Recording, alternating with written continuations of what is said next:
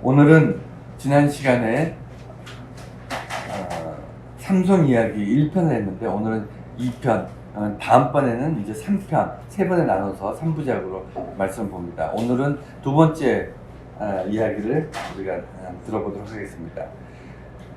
지난 시간에 말씀드렸던 것은 삼손이 태어나는 시간부터 그가 블레셋 여인을 사랑했던, 이방 여인을 사랑했던 그 사건까지, 그래서 블레셋 사람들하고 갈등이 생기고 유다, 즉 이스라엘 백성들하고도 어떤 갈등이 발생하는 초기 과정, 이 과정에서 제가 말씀드렸던 것은 삼손이 뭐 여러 가지 평가가 있겠지만 제일 제가 가장 중요하게 생각하는 것이 뭐냐면, 삼손이라는 사람이 사랑해서 안 될 사람을 사랑했기 때문에 이 모든 어려움이 발생했는데, 이게 예수 그리스도와 참 닮아있다, 이 말씀을 드렸습니다. 예수님께서 죄인인 우리들을 사랑하셨기 때문에 고초를 당하시는 겁니다. 우리가 그저 제일 쉽게 사는 방법은요, 상종하지 않으면 쉽게 살아요. 그냥 쳐다보지 않고요, 무시하고요, 그 다음에 피해가고 돌아서면, 그리고 그냥 멀리 해버리면 쉽게 살 수 있습니다. 그런데 예수님께서 우리를 사랑하셨기 때문에, 사랑해서는 안 될 개인을 사랑하셨기 때문에 예수님께서 이 땅에 오셨거든요. 이런 부분하고 삼손의 사랑해서는 안 될 사랑, 이 부분이 참 닮았다, 이 말씀을 드렸습니다. 오늘은 두 번째 시간인데, 어떻게 보면 사사였던 삼손의 가장 어떤 빛나는 어떤 그런 인생의 전쟁의 어떤 결과가 있었던 그런 일입니다. 이 일로 인해서 이스라엘이, 유다가 20년 동안 평화를 누려요. 삼손이 오늘 이 사건을 통해서 20년 동안 이스라엘을 다스리는 그런 위치에 섭니다. 근데 이 전쟁, 일종의 어떤 전투가 벌어지는데, 이 전투가 너무 황당해요. 정말 말도 안 됩니다. 사사가 12명의 사사 중에 그 앞에 있었던 11명의 사사들과 전혀 달라요. 전혀 다르고, 오늘의 이 전투, 이 전쟁에 대해서 우리가 좀 깊이 있게 보면서, 또한 예수님의 삶과 좀 평행 구조로 비교해 가면서 좀 보려고 합니다. 삼손의 이야기는 단순히 우리가 드라마나 아니면 연극이나 아니면 어떤 소설로 읽었던 그런 어떤 보여지는 내용이 아니라 그 뒷면에 더 깊은 의미가 있다는 것을 우리가 기억하면서 이 말씀을 보고자 합니다. 자, 오늘 두 번째 삼손 이야기의 말씀을 봅니다. 먼저 주보에 보면 삼손의 특징에 대해서 처음에 좀 살펴보려고 합니다. 4가지를 적었는데, 뭐 더 찾아보면 더 찾아볼 수 있겠습니다. 그런데 크게 4가지만 한번 짚어볼게요. 먼저 오늘 전쟁이 일어납니다. 왜 전쟁이 일어나냐면, 삼손이 오늘 본문 이 앞전에 삼손이 부인의 일로 인해서 결혼했던 부인과 그 장인이 블레셋 사람들에 의해서 불타 죽어요. 그러니까 참혹하게 학살당합니다. 여기에 화풀이를 하려고 여우를 잡아다가 그 블레셋 지역에 불을 질러버려요. 뒤에다가 볕단에 불 질러서 풀어가지고 추수되지 않은 온 들녘을 다 불질러버립니다. 그러니까 블레셋 사람들이 화가 머리끝까지 나서 삼손을 죽이려고 군대를 보낸 거예요. 이 군대를 보내는 이 시점에서 재밌는 것은요, 유다, 즉 이스라엘 민족들과 블레셋 사람들이 지금 전쟁 중이었고, 지금 엄밀히 따지면 블레셋이 이스라엘을 지금 정복한 상태입니다. 유다 지역을 정복해서 블레셋 사람들이 다스리고 있어요. 그러니까 우리나라로 따지면 일제강점기하고 똑같아요. 우리나라 사람들이 모여있고 그 지역에 있지만 주권은 이미 블레셋으로 넘어가 있습니다. 이런 상황에서 블레셋 사람들이 자기들끼리 이제 군대를 모아서 군인들이 올라왔습니다. 뭐 일반인 농민들이 올라온 게 아니고요, 삼손을 잡기 위해서 군인들이 이제 올라온 거예요. 완전 무지한 군인들이 올라왔습니다. 그런데 이 상황에서 유다 사람들, 유다에도 군인들이 있잖아요. 유다의 군인들이 3,000명이 또 나와요. 그리고 삼손을 가운데 놓고요, 유다의 군대와 블레셋의 군대가 삼손을 잡기 위해서 미리 뒷거래를 합니다. 미리 합의를 봐요. 어떻게 합의를 보냐면, 블레셋 사람이, 나는 유대 너희들을 괴롭힐 생각이 없다. 이미 점령을 했기 때문에 유대한테는 감정이 없는 거예요. 그냥 통치하고 있는 중간이니까. 다만 지금 삼손이 어디 숨어 있는지 모르는데 삼손을 잡아와라. 내가 삼손만 넘기면 너희들에게 너희도 공격하지 않고 너희도 괴롭히지 않겠다. 그러니까 유다 쪽에서는 오케이, 그러면 우리는 삼손을 잡아서 너희들 데려다 줄 테니까 우리들에게 더 이상 너희들이 공격하지 마라. 이런 뒷거래가 먼저 있었어요. 사사기를 쭉 읽어보시면 알겠지만 이런 일이 처음입니다. 이후로도 없었고요, 이전에도 없습니다. 적과 그 이스라엘 민족이 같이 모여서 합의해가지고 하나님의 사람을 잡아가둔다? 이런 말도 안 되는 일들이 없었어요. 사사 시대에도 이방 사람들하고 많은 전쟁을 했지만 사사가 이스라엘 민족을 규합해서 이 세력과 그 가나안 족속들, 즉 그 가나안을 공격하는 이방인들과 이렇게 전쟁을 해서 싸웠지, 이렇게 그 적과 아분이 내통을 해가지고 사사를 잡아가둔다? 이런 적이 없었습니다. 그런데 오늘 그런 일이 발생하는 거예요.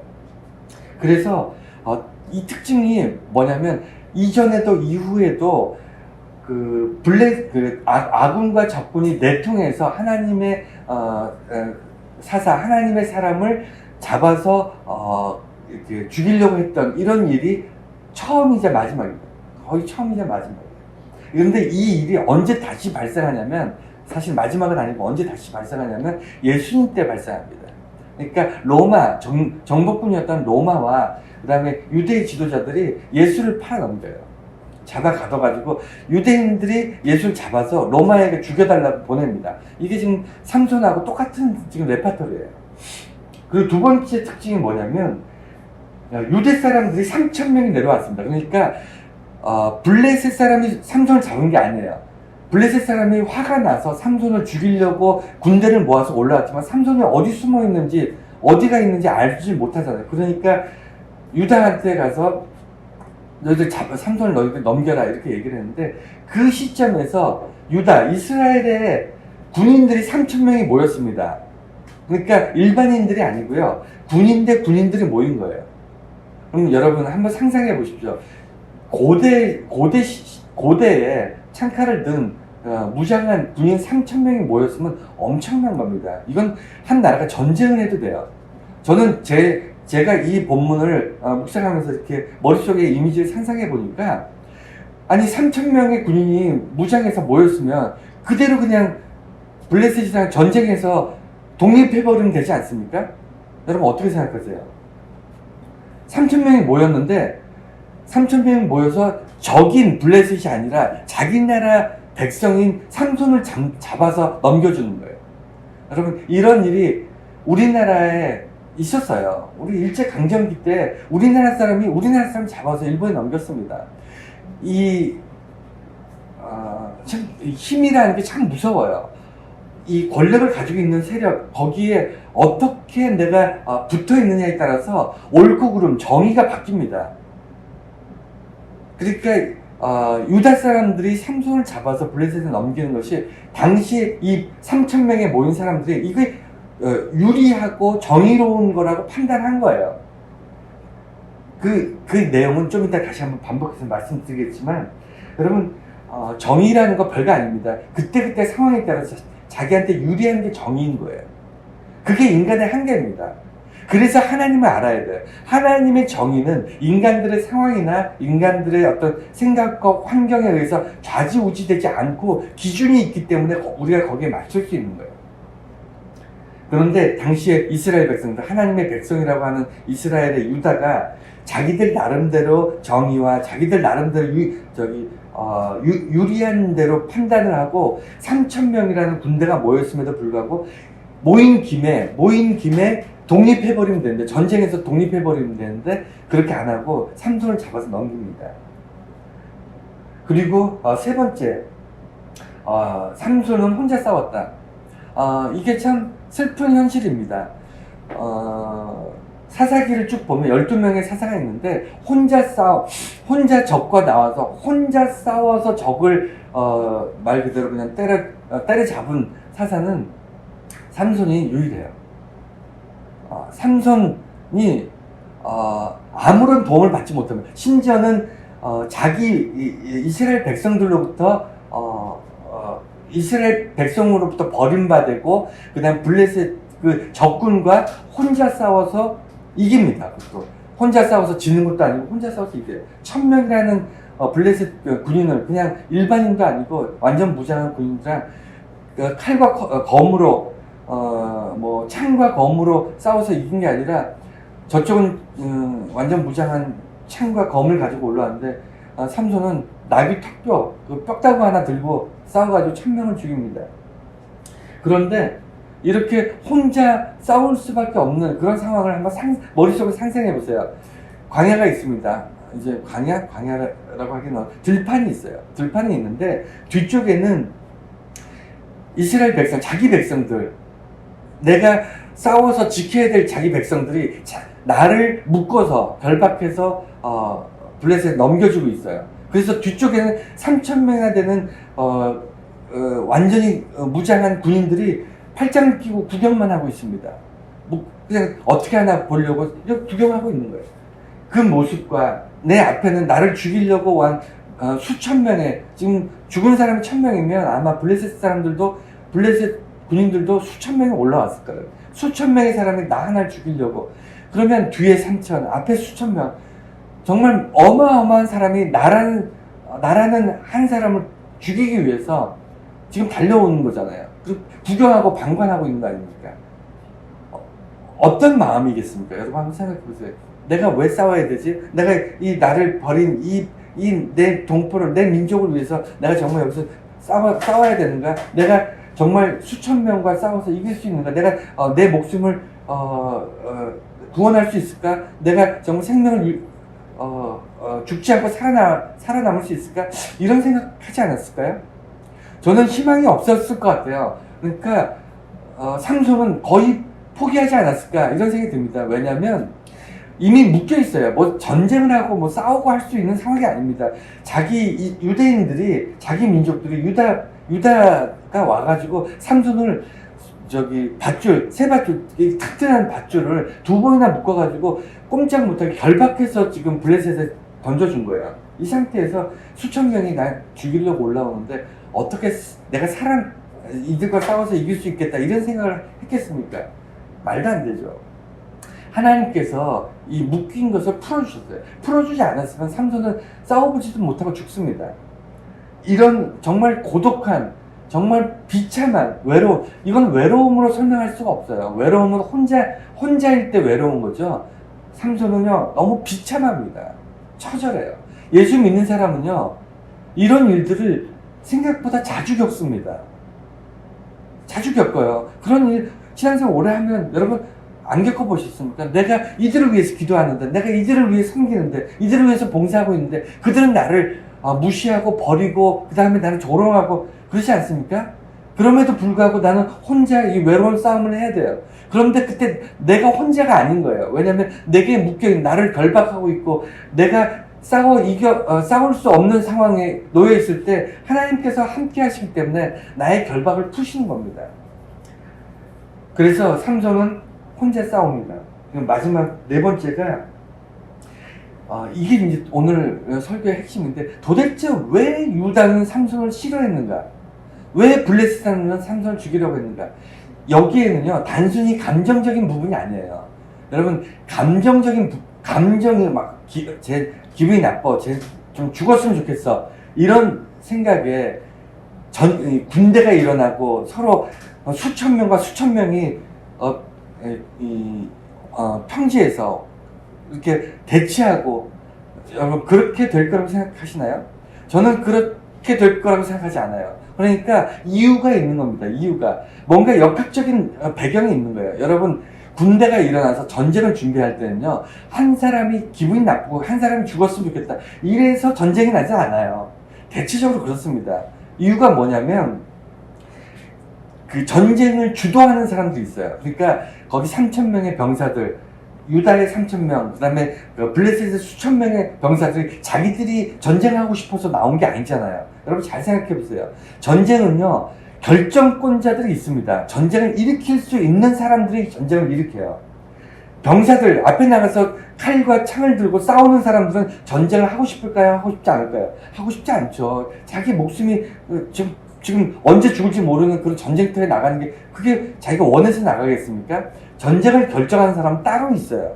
뒤에 있습니다. 그래서 전쟁을 결정하는 사람들이 지금 이 사건을 결정한 거예요. 삼손이 죽기를 결정한 사람들은요, 전쟁을 하는 사람이 아니고요, 전쟁을 일으킨 사람이에요. 그럼 전쟁을 일으킨 사람은 왜 삼손을 죽이려고 했는가? 거기는요, 지금 현재 상황이 자기들의 기득권이 붕괴될 것을 두려워했기 때문입니다. 이게 핵심이에요. 이게 삼손 이야기, 오늘 설교에 삼손의 어떤 이 혼자 싸워서 그냥 무슨 만화 같은 이야기, 무슨 전설 같은 이야기, 무슨 신화 같은 이야기가 아니고요. 물론 그런 내용입니다. 한 사람이 턱뼈로 1,000명을 때려 죽인다. 이건 정말 상상할 수 없는 일이긴 하지만 이 내면 깊은 곳에서 우리가 찾아야 될 내용이 뭐냐면 이 전쟁을 일으키려고 했던 사람들의 그 음흉한 그 속내를 우리가 볼 수 있어야 돼요. 뭐냐면 전쟁을 일으킬 수 있는 사람들은 기득권자예요. 힘을 가지고 있는 사람입니다. 힘이 있으니까 군대를 일으키고 전쟁을 벌일 수 있지 않겠습니까? 그러니까 힘이 있는 사람들은 자기의 권력을 유지하기 위해서 자기의 가지고 있는 기득권이 붕괴되지 않기 위해서 필요하다고 생각되면 언제라도 누구라도 제거할 수 있어요. 그게 삼손입니다. 우선 블레셋 같은 경우는, 블레셋에서는 삼손이 이전에, 지금 오늘 사건이 있기 전에요, 툭하면 블레셋 사람들 때려 죽였어요. 툭하면 왔다 갔다 하다 기분 나쁘다고 블레셋 사람을 때려 죽이고 그들한테 옷이랑 이런 것들을 뺏어서 막 이렇게 줘버리고, 하여간 블레셋 사람들 눈에는요, 삼손이 무서운 존재였습니다. 삼손은 걸어다니는 시한폭탄이었어요. 블레셋 사람 입장에서는요, 삼손이라는 한 개인이 아니었어요. 어마어마한 힘을 가지고 있고요. 마음만 먹으면 얼마든지 블레셋 사람들을 닥치는 대로 잡아 죽일 수 있는 그런 무서운 괴물 같은 존재였어요. 그러니까 이런 적국에 어떤 무시무시한 어떤 사람이 등장했을 때는요, 블레셋의 지도자들이나 블레셋의 사람들은 반드시 그 적국의 이 지도자를 죽여야 돼요. 싹을 잘라야 됩니다. 안 그러면요, 기필코 반란을 일으키게 되어 있어요. 그게 당연한 겁니다. 그러니까 블레셋 입장에서는 어떻게든 삼손을 죽여야 했고요. 그 다음에 유다 입장에서 왜 삼손이랑 더불어 그냥 블레셋의 전쟁에서 이겨버리면 되는데, 왜 블레셋 사람들하고 뒤로 뒷거래를 하고 삼손을 직접 죽이지 않았을 뿐이지 죽인 거나 다름없는 왜 이런 일들을 자행했을까? 유다에도 지도자가 있어요. 유다에도 그 군인 3,000명을 일으킬 수 있는 권력을 가지고 있는 사람이 있습니다. 근데 이 사람이, 이 유다의 지도자가 어떤 생각을 했을까요? 여러분 한번 생각해 보세요. 지금 그래도 블레셋이 우리를 점령해서 블레셋이 유다 지역을 다스리고 있고 이스라엘을 다스리고 있지만 그래도 그런 중에서도 기득권자가 있습니다. 그러니까 유다 민족, 유대인의 기득권자가 다 있어요. 여러분 생각해 보시면 압니다. 우리나라가 그런 어떤 과거에 슬픈 역사가 있기 때문에 우리가 공감하기 참 좋아요. 뭐냐면 일제가 우리나라를 강점했을 40년이 넘는 시간 동안 우리나라를 강점해 있을 동안 우리나라 자체적으로 지도자가 있었을까요? 없었을까요? 있습니다. 경찰 중에서도 있었고 정치가 중에도 있었고 행정 모든 부분에도 분명히 우리나라에도 지도자가 있었는데, 이 지도자들의 특징이 뭐였을까요? 반드시 일본에게 친일을 해야 돼요. 일본의 말을 잘 들어야 됩니다.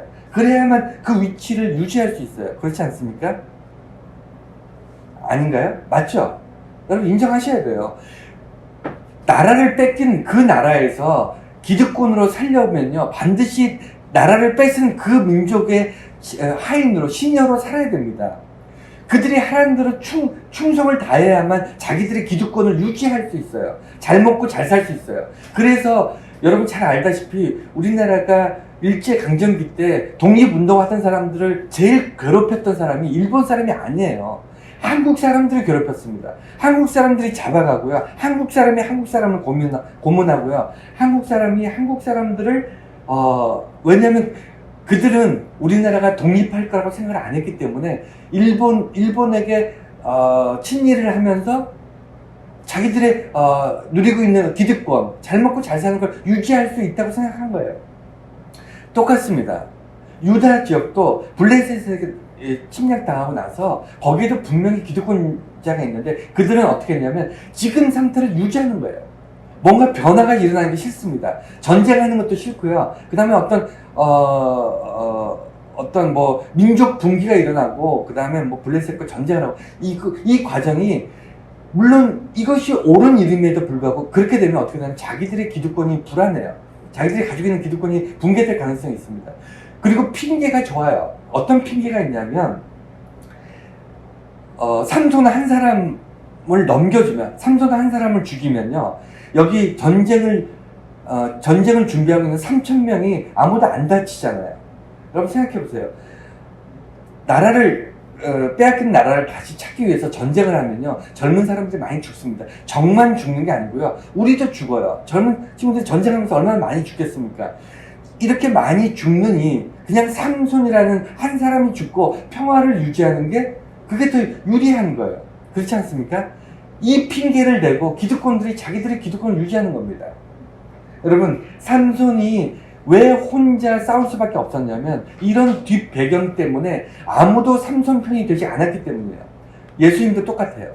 예수님도 유대 지도자들이 예수 한 사람이 유대 지역에 소란을 일으켜서 로마 사람들을 자극해서 이게 문제가 커지면 많은 사람들이 피해를 볼 수 있는데 좀 아쉽더라도 이 유다 청년 한 사람이 십자가에 못 박혀 죽는 것이 많은 사람들의 피해를 보는 것을 막을 수 있다. 이것이 유다의 지도자들, 이스라엘의 지도자들의 판단입니다. 여러분 합리적인 것이 정의로운 것은 아닙니다. 합리적인 것이 정말 옳은 것이 아닐 때가 있어요. 합리적인 건 합리적인 거예요. 때로는 옳은 일이 불합리하고 그 다음에 어리석어 보이고 옳은 일이 정말 많은 대가를 지불해야 되는 그런 힘든 일일 수 있어요. 우리가 원하지 않는 일일 수 있습니다.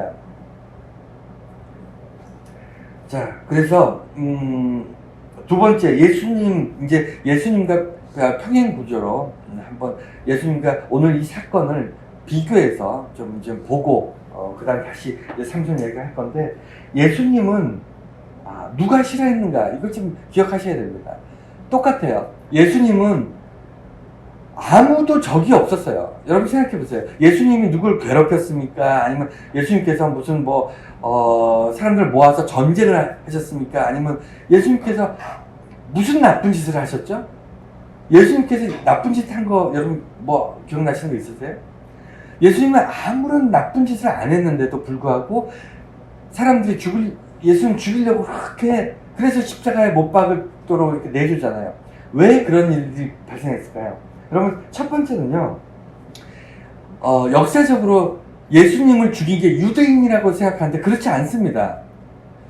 과거에 아우슈비츠 이런데 독일 사람들이 유대인들 죽이면서 그들이 주장했던 여러 가지 주장 중에 하나가 뭐였냐면 그들은 독일은 기독교 국가고 유대인들은 예수님을 못 박아 죽인 민족이다. 예수님을 죽인 민족이기 때문에 이들은 지옥 가도 마땅한 민족이고 얘네들은 인간도 아니다. 반드시 죽여야 될 바퀴벌레 같은 벌레만도 못한 그런 민족이다. 사람이 아니다. 이렇게 생각했기 때문에 애도 어른도 노인도 할 거 없이 가스실에 쳐놓고 그냥 학살을 해도 양심의 가치가 전혀 안 느낀 거예요. 왜냐하면 인간이 아니니까. 무슨 벌레 같은 존재라고 생각했으니까. 왜? 예수를 못 박아 죽인, 예수를 죽이라고 했던 그런 유대인이다. 유대인의 후손이다. 이렇게 판단한 겁니다. 여러분, 이게 역사의 오류예요. 정말 나쁜 놈입니다. 누가 나쁘냐면 이 기독교가 나쁜 거였어요. 정말 나쁜 겁니다. 왜냐하면 유대인이 예수를 죽인 게 아니라니까요. 유대인이 예수를 죽인 게 아니고요. 그 성경을 자세히 보시면요. 유대 대부분의 사람들은 가난하고 병들고 그 다음에 그냥 평범하고 심지어는 노예나 아니면 병약한 이런 사람들이 대부분이었어요. 예수를 쫓아다니는 사람들이 무슨 권력이 있고 힘이 있고 이런 사람이 예수님 쫓아다녔나요? 거의 그러지 않았습니다. 힘이 있고 권력이 있는 사람은요, 예수를 시험하고 예수를 이게 멀리서 바라보고 판단하고 쟤를 살려둬야 돼, 죽여야 돼, 이런 거 판단하는 사람들이 힘 있고 권력 있는 사람이었지, 대부분의 유대인들은요, 대부분의 그 이스라엘 사람들은 예수님이 말씀하시는 걸 듣고 예수님이 병자를 고치고 기적을 일으키는 것을 보고 예수님께서 이렇게 떡을 만들고 그 다음에 오병이어로 많은 사람을 먹이고 할 때 얻어먹고 전부 이랬던 사람들이잖아요. 예수를 싫어할 이유가 없어요. 유대인들은 예수를 싫어하지 않습니다. 유대인들은 예수를 미워하지 않아요. 죽이고 싶지 않았어요. 그런데 누가 예수를 싫어했죠? 유대인 중에서 힘 있는 사람, 기득권, 대제사장, 종교 지도자, 그 다음에 정치적으로, 경제적으로, 사회적으로 힘이 있는 사람들이 예수를 죽이려고 했어요. 여러분 자세히 보세요.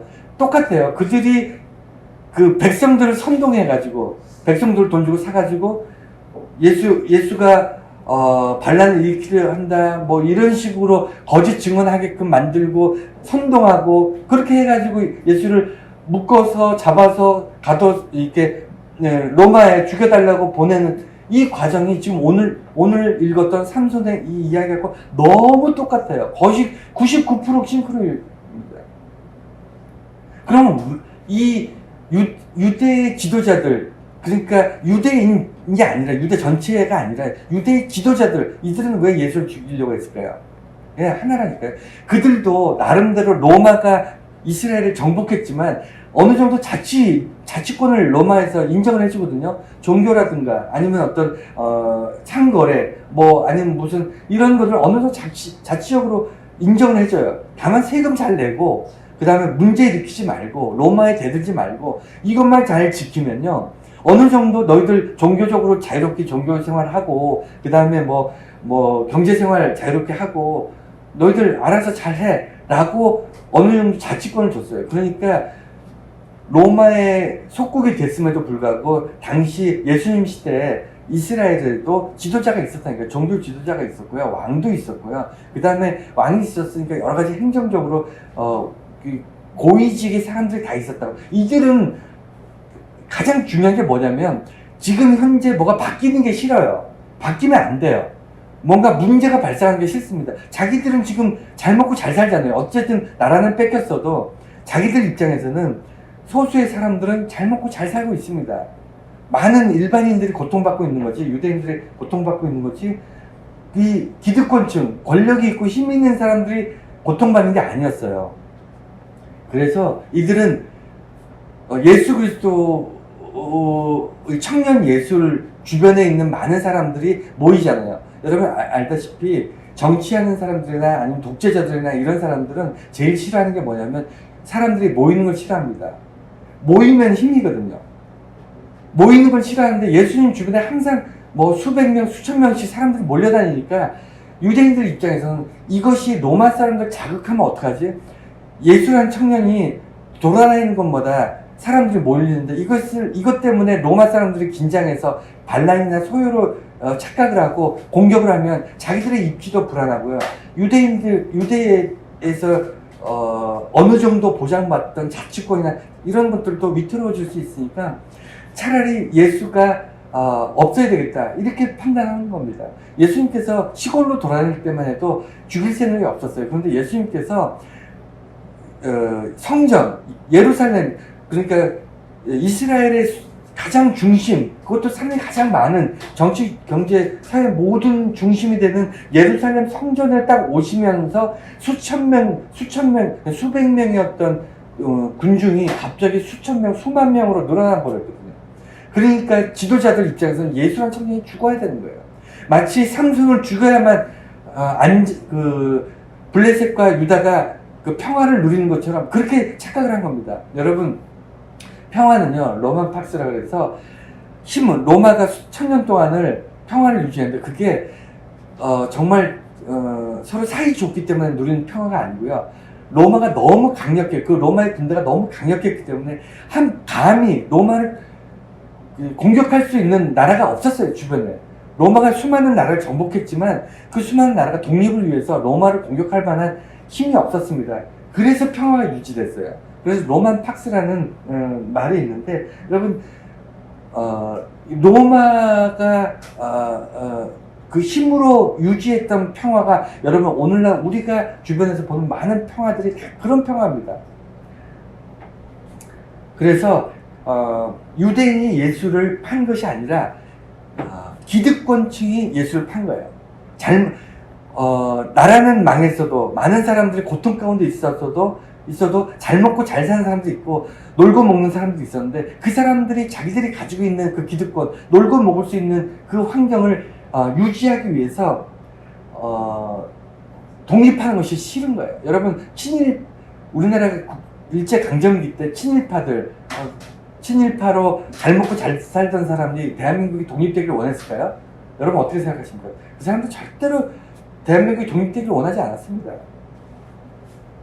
그래서 핵심이 뭐냐면, 절대 권력은 반드시 절대 부패를 부른다.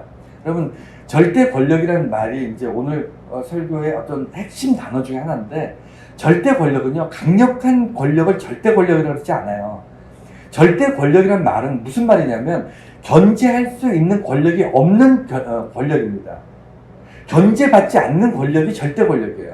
그래서 절대 권력이 생각보다 꽤 많습니다.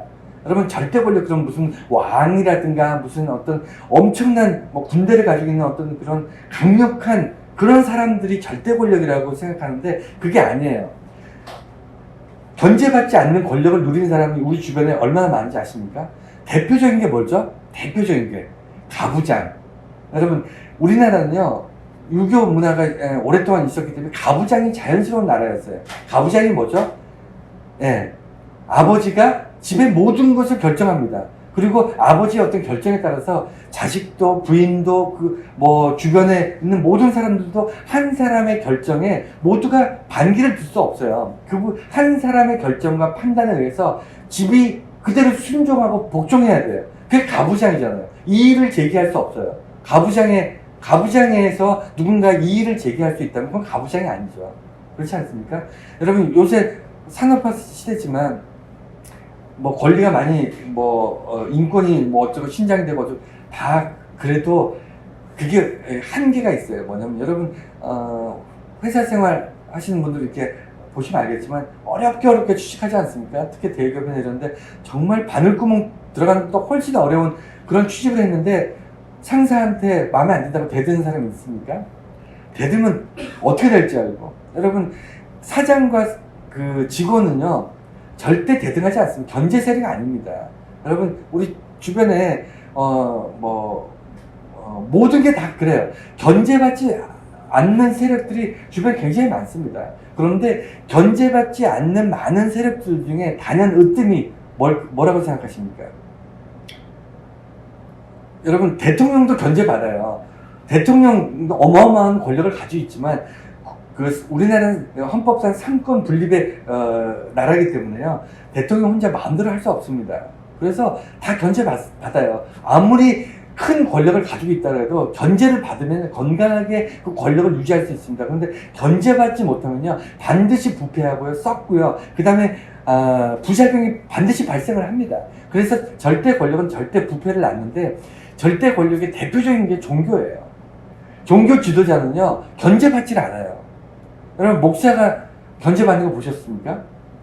여러분, 원래는요, 장로가 참 좋은 게, 목사와 장로가 서로 견제하게끔 되어 있습니다.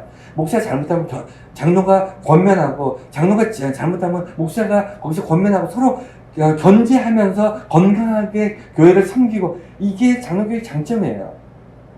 그런데 이게 무너지면요, 목사가 마음대로 하고 장로가 마음대로 하고 좌지우지하고 그런 경우 많이 보잖아요.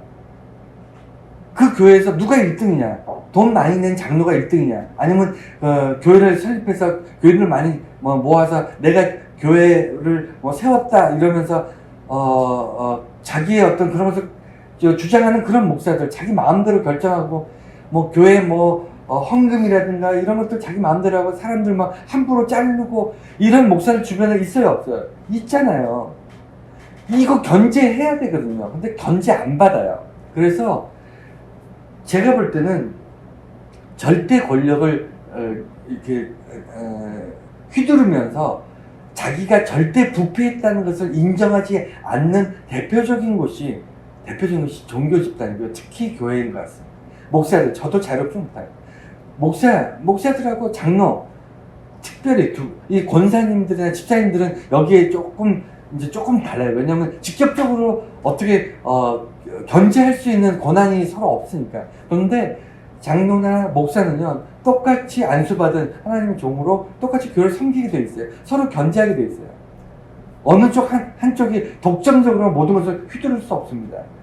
그런데 이것이 무너졌을 때, 물론 건강한 교회도 많아요. 좋은 목사님 있고 서로 견제하면서 건강하게 큰 교회도 많이 있습니다. 그런데 대표적으로 대형교회라든가 아니면 재정적으로 권력을 가지고 있는 교회, 힘이 있는 교회는요, 반드시 부패한다니까요. 돈이 많거나 사회적으로 어떤 인지도가 있거나 아니면 정치권에 줄을 댄 많은 교회들은 반드시 부패합니다.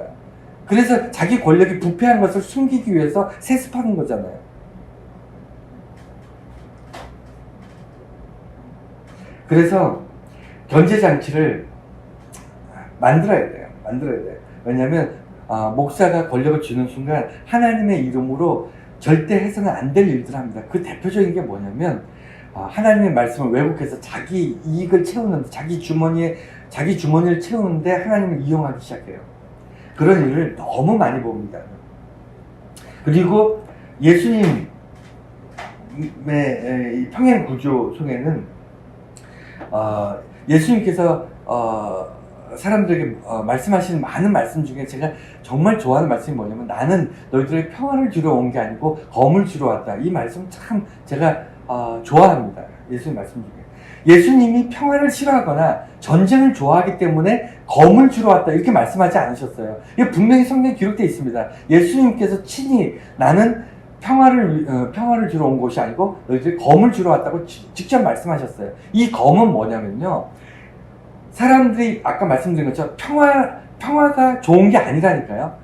평화라는 것은 평화가 서로 사랑하고 섬기고 서로 정말 높여주고 이런 평화, 이래서 오는 평화는 얼마나 좋겠습니까? 그런데 대부분의 인간 사회는요, 그렇게 서로 존중하고 어떤 평등한, 서로 같은 평등한 가운데 평화를 누리지 않아요. 한쪽이 엄청나게 강한 권력과 힘을 가지고 있기 때문에 눌러서 오는 평화입니다. 서로 분쟁을 일으키고 싸울 수 있는 상황이 아니기 때문에 오는 평화예요. 이해가 되시나요? 그래서 예수님께서 이스라엘 땅에서 이 말씀을 하신 저희가 뭐냐면, 당시에 많은 사람들이 종교 생활을 합니다.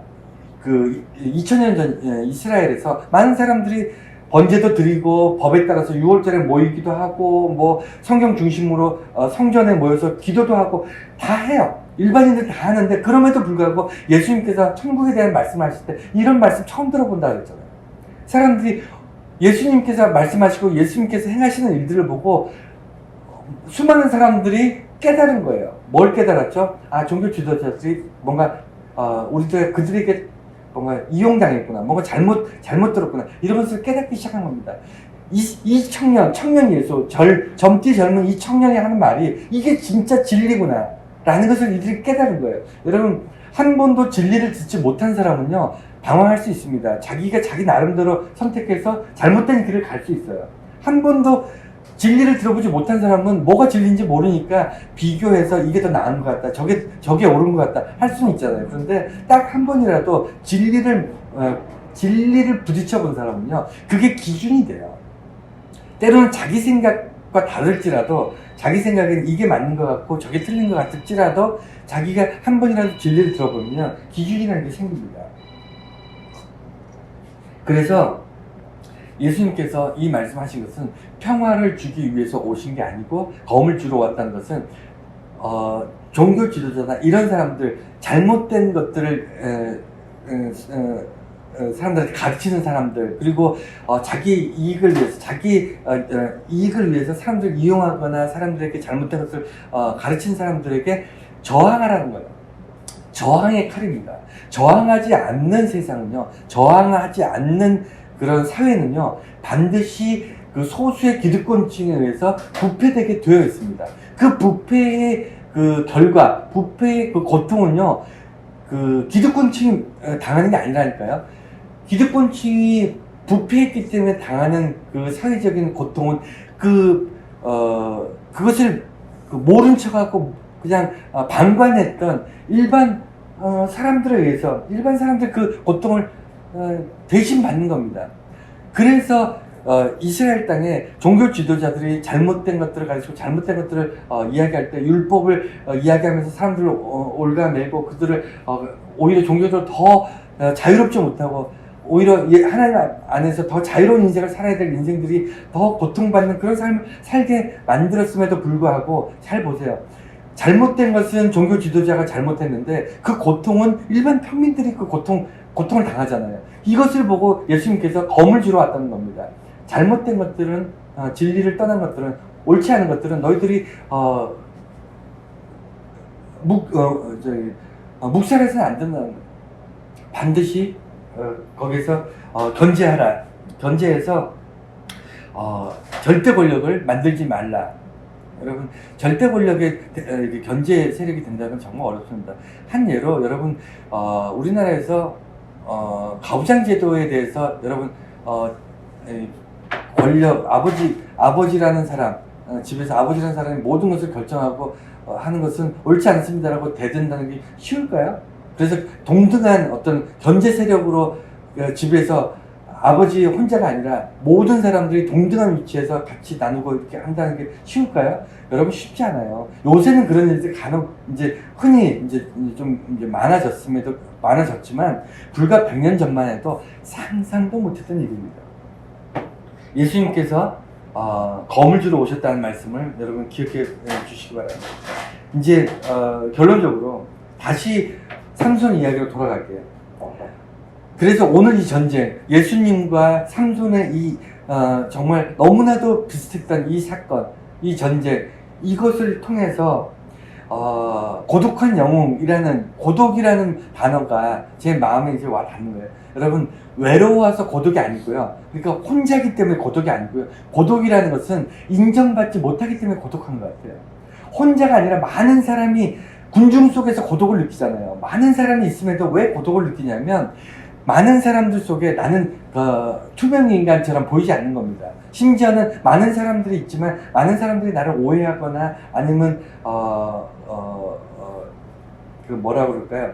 많은 사람들이 자기들 이익에 부합하지 않는다는 이유만으로 배척하고, 그 다음에 누명을 씌우고, 그 다음에 손가락질하고, 이런 일들이 우리 주변에서 실제 일어나고 있습니다. 그것을 저는 고독이라고 보는데, 아까 설교 초반에 말씀드린 것처럼 삼손이 광야에서 뒤쪽에 자기 민족 3,000명의 군대와 자기를 죽이려 오는 블레셋 수천 명의 군대, 그 군대 사이에 혼자 가운데 결박되어서 묶여가지고 서 있는 그 모습, 그때 느꼈을 그 슬픔, 정말 표현할 수 없는 슬픔이라고 생각해요. 당연히 자기를 도와줘야 될 자기 민족이 자기를 죽이려고 합니다. 자기를 죽이려고 오는 그 수천 명의 적이 정말 그들 앞에 묶여있는 자기의 모습이 얼마나 무섭고 두렵고 정말 억울하고 그렇겠습니까? 이것을 한마디로 다 그 감정, 그 수많은 감정들을 하나로 딱 응축해서 한 단어로 얘기하면 고독이라는 거예요.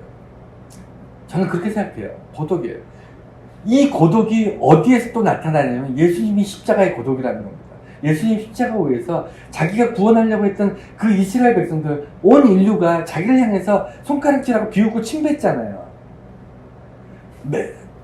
그 예수님 등에 그 매질을 했던 로마 군병, 예수님께서는 그들도 구원받기를 원하셨거든요. 내가 구원받기 위해서 십자가 지고 있는데 그 십자가를 지는 그 과정에 수많은 사람들을 조롱하는 이 상황, 내가 구원하려고 했던 이 이스라엘 민족도, 그 다음에 나를 죽이려고 하는 이 로마 군인도, 여러분 이들에게 의해서 고통받고 살이 찢어지고, 그리고 채찍으로 인해서 온 몸이 피투성이가 된, 그리고 십자가에 매달려서 지금 설명할 수 없는 고통 가운데 있는 예수 그리스도가 느끼는 그 감정이라는 것은요, 정말 많은 감정이 들 거라고 생각해요. 제가 예수님의 입장이 될 수는 없겠지만 저 같으면 분노가 일어났을 것 같아요. 화가 났을 것 같아요. 정말 참을 수 없는 분노로 다 힘이 있잖아요. 예수님이 힘이 있었잖아요. 그런데 힘을 쓰지 않으셨잖아요. 힘이 있어서 다 그냥 싹쓸이 해버렸을 것 같은데, 저라면 그랬을 것 같은데, 예수님께서는 분노를 넘어선 뭐가 있었죠? 분노를 넘어선 사랑이 있었잖아요. 분노를 넘어선 사랑 때문에, 분노를 넘어선 사랑은요, 무엇을 낳냐면 고독을 낳아요. 사람들이 이해해주지 못합니다. 정말 그 분노를 넘어선 사랑을 베푸는 그런 모습들, 여러분 삶을 돌아보세요. 정말 사랑하는 사람들은, 정말 여러분들이 사랑할 때는 그 사랑 때문에 고통받고요, 그 사랑 때문에 눈물을 흘립니다. 그 사랑 때문에 마음이 아플 때도 있고요, 너무나 사랑하기 때문에 감당할 수 없어서 정말 정말 찢어지는 그런 마음을 겪을 때가 있어요. 사랑하기 때문에. 근데 그것은 아무도 이해해주지 못해요. 공감하지 못합니다. 혼자 이겨나가야 될 고독이에요. 그래서 고독한 영웅, 유다와 블레셋 사이에서 삼손이 느꼈던 고독, 누가 내 편인 거죠? 그러니까 나를 죽이려고 오는 블레셋이 내 편입니까? 나를 잡아서 블레셋을 죽이라고 보내는 내 민족 유다가 내 편입니까? 아무도 내 편이 없는, 수많은 수천 명이 모여있는 그 상황에서 아무도 내 편이 없는 절대적 고독, 그리고 나귀 턱뼈로 1000명을 죽였대요. 여러분, 여기서 중요한 것은 이 삼손의 이야기는, 이 이야기는 어떤 신화적인 이야기 아니에요. 여기 잘 보세요. 여러분, 칼과 창을 든 완전 무장한 군인 수천 명이, 몇 명도 아니고 몇십 명도 아니고 몇백 명도 아니고 수천 명이 동시에 삼손을 죽이려고 달려드는데, 동물 뼈다고 하는 턱뼈 크지도 않잖아요. 뭐 얼마나 하겠어요? 한 1m 되려나?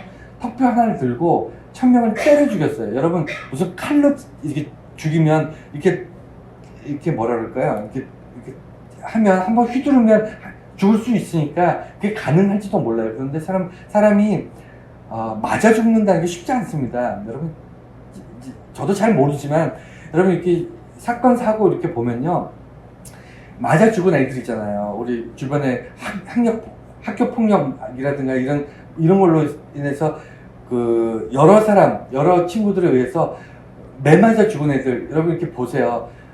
뭐 한 몇 대 맞아가지고 죽지 않습니다. 적어도 몇 시간을 맞은 거예요. 몇 시간을 맞아야 죽어요. 왜냐면 사람이 몽둥이를 맞을 때요, 급소만 피하면 살아요. 뭐 머리라든가 뒤통수, 뭐 아니면 뭐 사람 몸에 급소가 있어요. 잘못 때리면 죽거든요. 뭐 급소를 피하면 삽니다. 그래서 수없이 맞아도 살 수가 있어요. 급소만 피하면. 그런데 너무너무 맞아서 사람이 탈진하고 정신을 잃어버리면 급소를 피하지 못하잖아요. 그러니까 맞다 급소를 맞는 순간 죽습니다. 그래서 사람이 맞아 죽는다는 건 그렇게 때려 죽인다는 게 쉽지 않아요. 그런데 삼손이 턱뼈를 가지고 뭐 갑옷도 입었을 거고, 그 다음에 칼과 창을 들었을 이 군인들을 때려 죽이는데 뭐 한두 대 때려서 죽었겠습니까? 그걸 1000명을 때려 죽여요.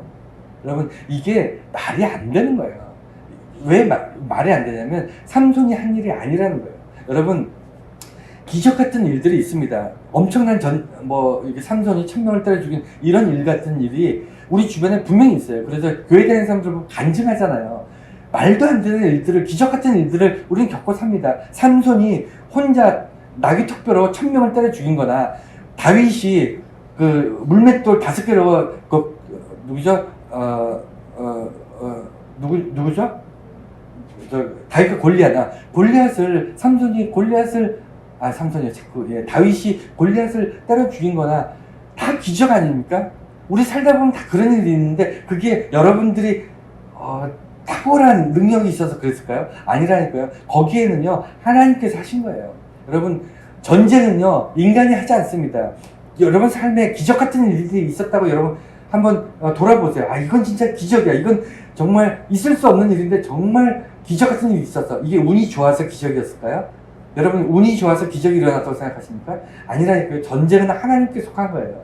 성경에 수없이 기록됩니다. 전쟁은 개인이 하는 게 아니에요. 삼손이 나귀턱뼈로 1000명을 죽인 게 아니고 하나님께서 삼손의 손에 1000명을 맡긴 겁니다.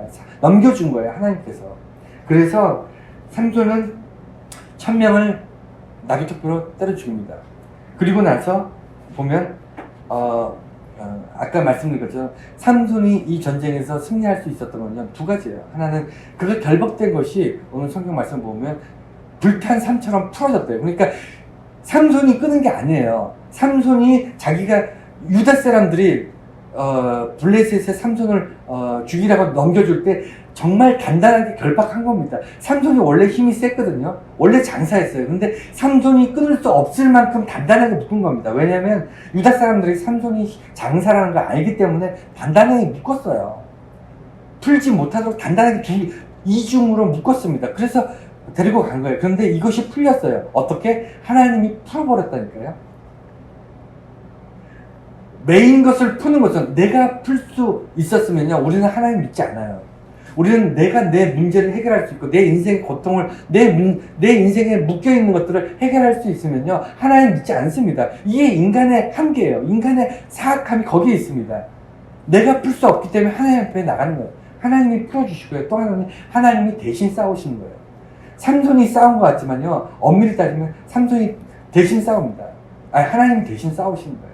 그래야만 이길 수 있어요. 안 그러면 죽죠. 1000개의 창이 날라오는데 1000개의 칼이 날라오는데 어떻게 그걸 다 피합니까? 말이 안 되죠. 그리고 세 번째, 마지막, 삼손이 1000명을 죽이고 나서 너무 힘들어서 죽을 것 같으니까 목이 말른데 하나님께서 그 움푹 파인 곳에서 물을 나게 하셔서 삼손이 그 물을 마십니다. 그리고는 성경에 뭐라고 되어 있냐면 소생했다고 그래요. 그러니까 얼마나 아까 말씀드린 것처럼 이 전쟁이 얼마나 치열했고 힘들었겠어요. 그래서 삼손이 정말 죽을 것 같이 힘들었던 거예요. 그러니까 정말 그냥 그 개념상 어떤 느낌상 죽을 것 같은 게 아니고요. 정말 탈수가 왔던 아니면 어떤 육체적으로 문제가 발생한 겁니다. 그래서 삼손이 정말 죽기 직전이었던 거예요.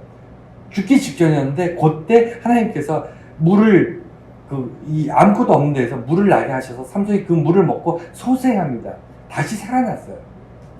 이 세 가지가 이 사건의 전부입니다. 이 사건의 드라마틱한 속에는 삼손이 뛰어났다, 삼손이 뭐 힘이 셌다, 뭐 삼손이 뭐 영웅이었다 이게 아니고요.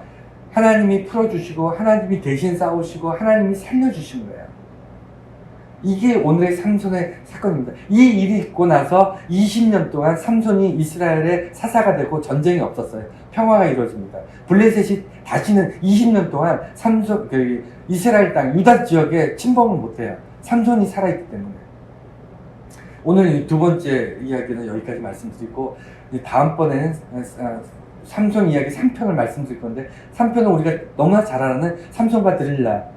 그러니까 삼손이 정말 사랑해서는 안 될 이 여인을 또 사랑합니다.